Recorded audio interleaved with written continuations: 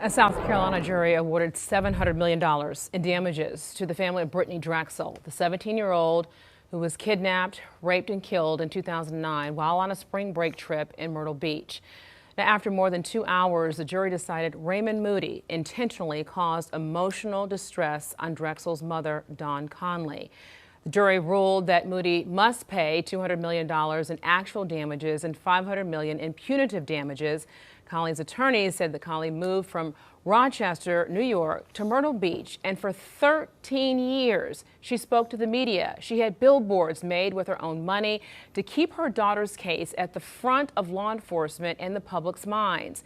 The attorney said at the same time Moody was at home watching Drexel's case on the news and staying silent. Was this award made of passion, or was it prejudicial? Was it some type of symbolic? Well, we're going to show that we're making folks know that this is something that we don't want to stand for. Not the criminal justice system, but in the civil system.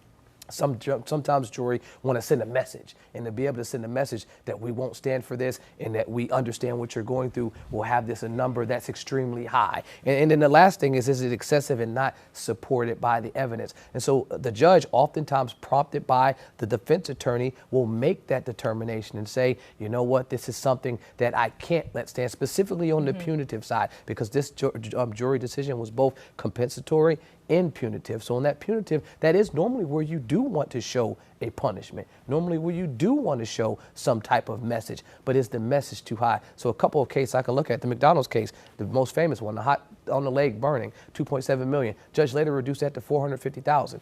That's similar to what happens. I mean, the largest ever one is $4.6 billion, Johnson & Johnson. The judges have never brought that down, but they're working on that process now. And in this situation, that dollar amount is something that, I mean, there's not many folks on the planet that have that amount of money, not only a person like this that's convicted and sentenced with these types of charges. So I doubt that they'll be able to collect a penny from him.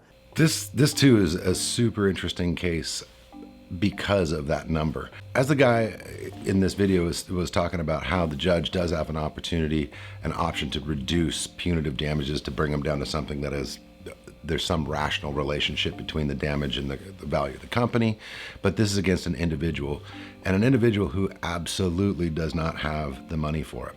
This case was such a big deal in South Carolina and visible to the public for so long. The mom was putting up billboards, doing all that kind of thing, and for the outcome like this, to find out that this guy not only raped and killed your daughter, but sat there and watched you search and hunt for it. And I think that this was such an awful, egregious, horrific, everybody's worst nightmare as a parent, that to let this verdict get so huge, to be so big, they're not going to reduce it. They're not going to change it, because that's the message that the public needs and the courts want to put out there, that if you do these horrific acts, that you can have, I mean, certainly criminal consequences, but you'll never have another dollar.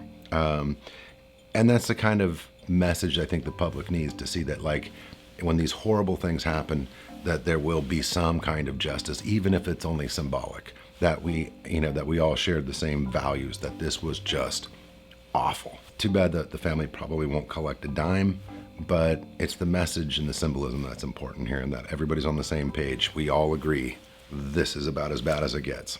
Let us know what you think in the comments below. And while you're down there, please like and subscribe. Thanks again for watching.